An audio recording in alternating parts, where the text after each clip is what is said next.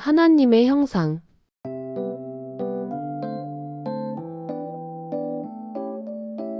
스스로 힘을 제한하신 거룩한 사랑. 창세기의 에덴 동산은 단순한 장소가 아니라 사랑 안에서 비로소 존재가 시작된 자리입니다. 하나님께서는 흙으로 빚은 사람의 코에 후하고 생기를 불어넣으셨습니다. 바로 그 순간 비존재의 흙에 불과했던 유한한 존재가 하나님의 숨을 받아 생명이 되었습니다. 신비로운 느낌으로 상상해 보세요. 아무 생명 없는 차가운 흙덩어리가 하나 있습니다. 그게 바로 하나님을 만나기 전에 우리 비존재의 상태입니다. 그런데 하나님께서 그 흙에 후하고 당신의 숨결을 불어넣으십니다. 그 순간 흙덩어리의 심장이 뛰기 시작합니다. 생명, 즉 살아있는 존재가 된 거죠. 이것은 인간의 존엄이 어디서 오는지 말해줍니다. 인간은 스스로 존재할 수 있는 자가 아닙니다. 우리는 존재의 근거이신 하나님께 참여함으로써만 비로소 숨 쉴 수 있는 존재입니다. 우리는 스스로 배터리를 충전하는 존재가 아니에요. 존재의 근거이신 하나님께 플러그가 딱 꽂혀 있어야만, 또는 그분의 숨결을 받아야만 비로소 숨 쉴 수 있는 존재라는 사실입니다. 여러분, 존재의 근거라는 말이 어렵죠? 쉽게 뿌리라고 생각해 보세요. 꽃꽂이 된 꽃은 화려해 보이지만 뿌리가 잘려 있어서 곧 시듭니다. 그건 존재하는 게 아니라 잠시 버티는 거예요. 하지만 들판의 꽃은 비바람이 불어도 다시 살아납니다. 왜냐고요? 대지라는 근거에 뿌리를 깊게 박고 있으니까요. 하나님은 저 하늘에 계신 할아버지가 아닙니다. 지금 내 심장을 뛰게 하고 나를 살아있게 붙드시는 생명의 뿌리, 그분이 바로 나의 존재의 근거입니다. 그러므로 내가 나 된 것은 나의 능력이 아니라 나를 붙들고 계신 그분의 숨결 덕분입니다.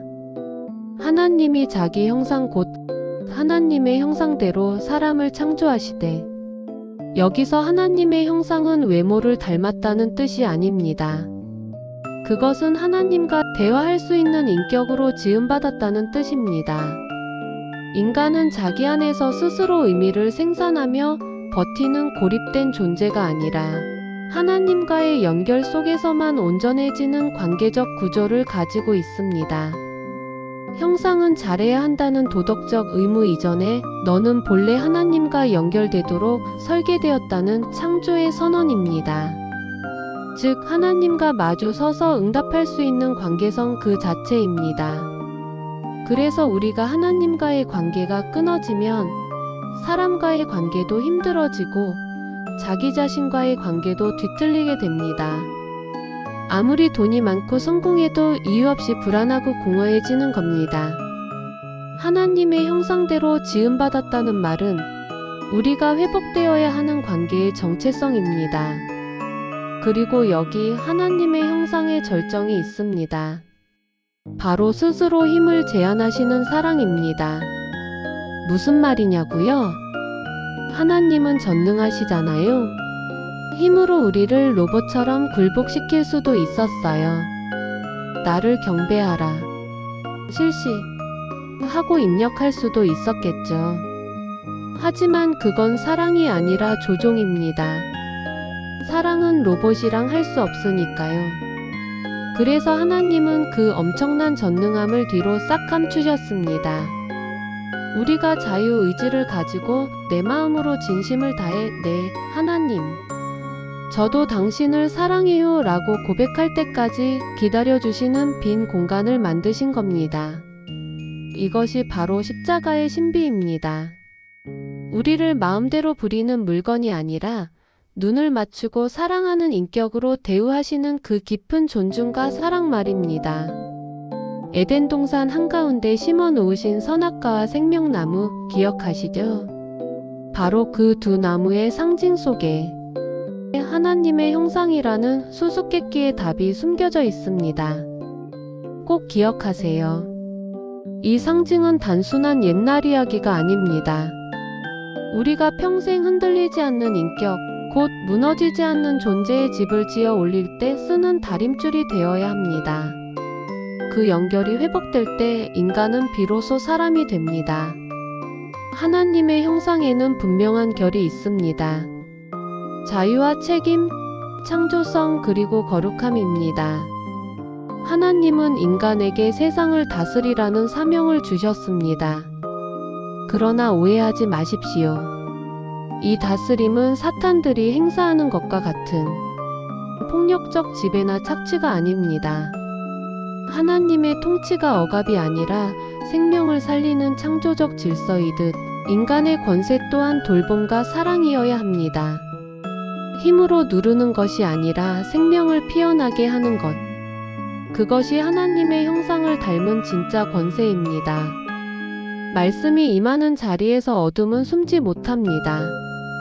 회당의 귀신이 예수님을 보고 하나님의 거룩한 자라고 비명을 질렀던 것을 기억하십니까? 거룩함은 죄와 소외를 드러내는 빛입니다.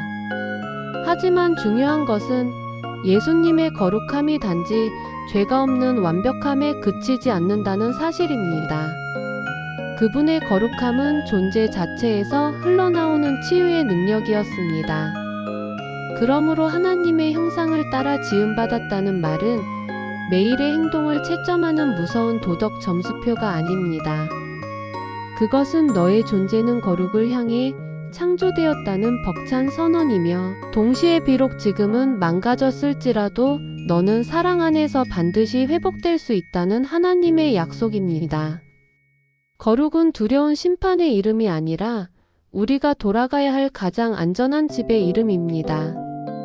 이 거룩한 초대 앞에서 우리의 자유는 방종이 아니라 책임이 되고 우리의 책임은 두려움이 아니라 사랑의 형식이 됩니다.